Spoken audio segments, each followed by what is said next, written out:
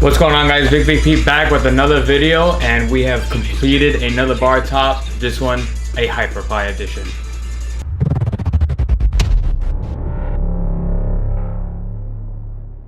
I'm gonna be making a whole 5 things you need to make this bar top, but I figured real quick, let me just run through the overview of this specific bar top. I've given out many bar tops, I've sold many bar tops, and I always get a couple of suggestions. So for this one, it's a very unique one. I'm gonna be doing this for all of my future Hyperpie builds. Normally in the past, I've done a 1-button exit. For this one, I didn't. Only because a couple of suggestions I get is that when you're playing on this, sometimes your stomach tends to hit the exit button. So I had a couple of customers tell me that they're not a fan of the 1-button exit. So on this one, we do actually have a hotkey button, which is my green button. With the hotkey button, you'll be able to exit. And we added 2 new things. We could load a game and save a game. Before we go into the details on this, we have to run a promo, so check it out, the upgraded Hyperpie Edition bar top.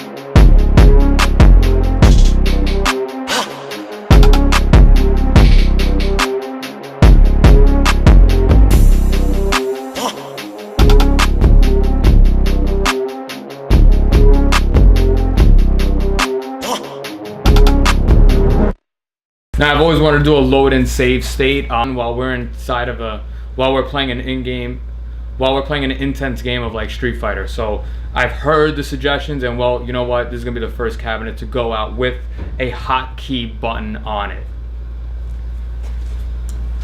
As far as, again, the basics on this, if you want to say the 5 things that you need, you do need a Raspberry Pi, you do need a TV, the Game Room Solutions cabinet, and that's really it on this one. This is really 3 to 4 things. You do need the SD card, that's 4. You need to program it and all of that. I'm gonna take you into the back of the cabinet, but real quick, let's enjoy. I'm gonna take you into the inside of the cabinet of what it looks like and all that, but we'll go through. I'm gonna show you first the load and the save game state and the feature on that.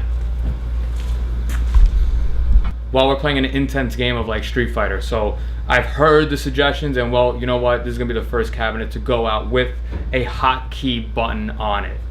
As far as, again, the basics on this, if you want to say the 5 things that you need, you do need a Raspberry Pi, you do need a TV, the Game Room Solutions cabinet, and that's really it on this one. This is really 3 to 4 things. You do need the SD card, that's 4. You need to program it and all of that. I'm going to take you into the inside of the cabinet of what it looks like and all that, but we'll go through. I'm going to show you first the load and the save game state and the feature on that. Now, again, remember, this system right here plays 16,486 games to be exact. This, again, is a Raspberry Pi inside of a bar top running Hyperpie. There's always a couple of pluses and minuses to Hyperpie compared to Hyperspin. My big downside to a Hyperpie build is, as you can see right now, I haven't moved it. I've recorded a couple of things, but you can see right now that the wheel isn't automatically spinning. It's stuck on the NES. That's the one downside of a Hyperpie build. It doesn't give you the attract mode beauty of a Hyperspin, meaning that it won't just randomly spin and show different games. You actually have to physically change the game to it. Again, we have a 2-player control panel. This is talking to a Zinmo controller. I'm going to take you in depth on the cabinet and what's inside and all that. But again, this one's going out to another customer, I believe in Queens. He actually messaged me on Instagram, really into it. He saw my little building snap stories, and he wanted one. So this one's going out. Again, running a 19-inch TV, LED marquee. You got a blue LED strip at the base of it. LED buttons. These, again, the buttons came from Game Room Solutions. I didn't go with the chrome trim on this because I forgot to tell Game Room Solutions about the chrome trim, but we have right now the regular trim buttons, which actually looks pretty nice. I personally rather have the chrome trim, but on this build, it looks really nice with the colors. It gives more color to the button. The joysticks are LED. There is an actual LED bulb inside the joystick, so these are LED joysticks, LED buttons with the regular standard chrome trim on them. Coin and start buttons on the top, and then again our hotkeys to load, save, and exit the emulator. Again, it's a very unique one. We're going to test it. I've gotten a lot of messages about, hey Vic, I accidentally hit the exit button, it gets annoying. So people that already have a cabinet, just message me. Real quick, let's go over the load and save feature on this. So game systems like the NES and the Super Nintendo, they don't have really save options. Some games on the Super Nintendo do, but some people like to kind of start the game, load into the game that they've just recently played. Sometimes, for example, Rampage on the arcade. Rampage on the arcade has like 400 worlds on it. And, for you to actually sit there and play all the games, it's kind of long. So we added the whole load and save. So I do have a Super Mario 3 save state. So I'm going to load it. We're going to let the system load. It's going to boot up Super Mario 3. And it's going to boot up normally. But I do have a save game saved into it. So with that, as you can see here, if I hold my hotkey and load up my last save, it literally jumped to the last part that I saved on.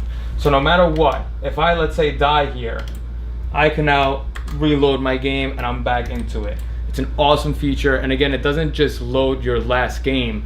You could have save states for each individual game. So if you load up Super Mario 2 and you save a game on that, it's going to actually have a save state for Super Mario 2. It doesn't automatically load the last game you played. Again, this is an awesome feature, and again, my exit button, you can't just exit. You have to hotkey exit to exit the system. Yes, it is a one kind of step. With a lot of people that requested it, we're going to test it. I think you're better off doing the hotkey plus the exit button to make sure you exit out of the game. Again, it's a really great feature. It's really cool, especially if you're going to do arcades.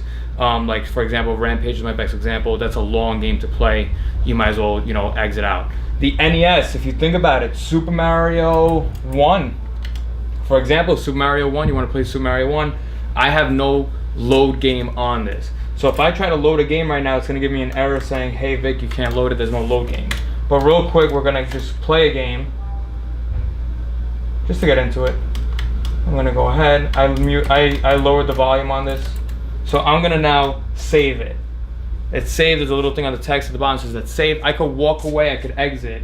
Let's say I move up, and I want to load it. I loaded my last part to it. So it's genius, I love it. I'm pretty sure all my customers are going to like it. So I kind of flipped the camera around just to go over real quick the cabinet. The inside control panel, again, just like the old one, it always catches on the glass. But this is the wiring to it. Again, you could kind of clean this up. I tried to clean up a little bit, but that's probably the cleanest you're going to get. You have your 4 buttons here. And real quick, right there, that is the Zinmo controller. This is a USB encoder, so it does have the USBs. It's one USB in that talks to 2. Makes it look like a 2-player control. Pretty nice. Again, you got your LEDs, you got your joysticks with, again, there is an actual LED inside the joystick, unlike the last one. LED strip, we're ready to go. LED strip up on the marquee too. Very nice. Very simple. Again, this is ready to go, ready to be picked up. Locks in, pushes down. Very nice, clean. Again, there's our exit, load, and save hotkey. No matter what, sometimes these spin. Nothing you can do about it, but make the best of it. Very nice. Super Nintendo, got all that. Let's flip it over and let's see what's the back of it. So now this is the back of it. You open up the door. There's no speakers on this build.